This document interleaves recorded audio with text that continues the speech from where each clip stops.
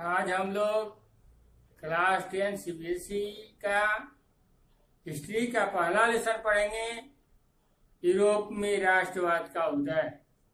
पहले जान चुके हैं कि राष्ट्रवाद क्या है।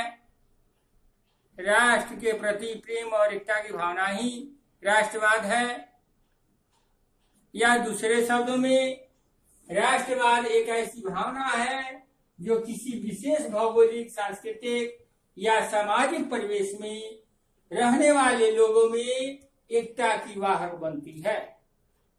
आज पढ़ेंगे हम लोग कि राष्ट्रवाद का उदय कब और कैसे हुआ।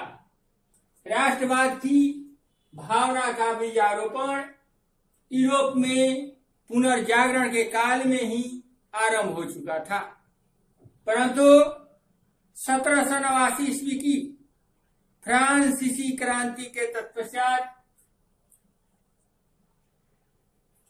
यह आरंभ हुआ। यानी फ्रांसीसी क्रांति से यह उन्नत रूप में प्रकट हुई और यूरोप में राष्ट्रीयता की भावना के विकास में फ्रांस की राजक्रांति, तत्पश्चात नेपोलियन के आक्रमण ने महत्वपूर्ण योगदान दिया। फ्रांसीसी क्रांति ने राजनीति को अवजात वर्ग किसको कहा जाता है? तो जो श्रमिक मजदूर के लोग हैं या हर वर्ग के लोग, जो निम्न वर्ग के लोग हैं, उसको अवजात वर्ग कहा जाता है।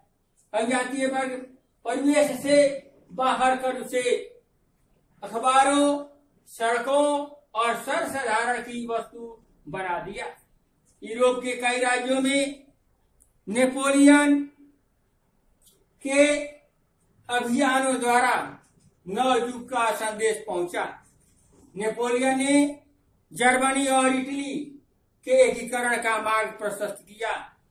पहले जानेंगे इस फ्रेडरिक शारीव ने 1848 ईस्वी में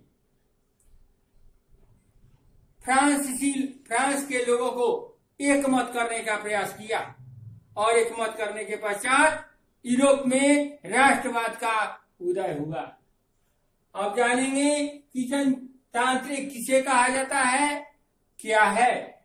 तानाशाही की विरोधी विचारधारा जिसमें जनता की भावनाओं को अधिक महत्व दिया जाता है, अर्थात जनता की इच्छा की सरकार ही जनतांत्रिक सरकार कहलाती है। निरंकुश शासन किसको कहा जाता है?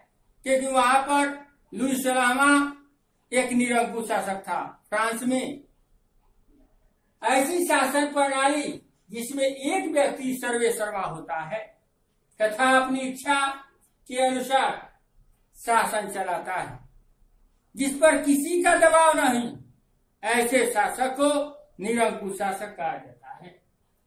अब जानेंगे इस जनमत संग्रह क्या है, किसे कहते हैं।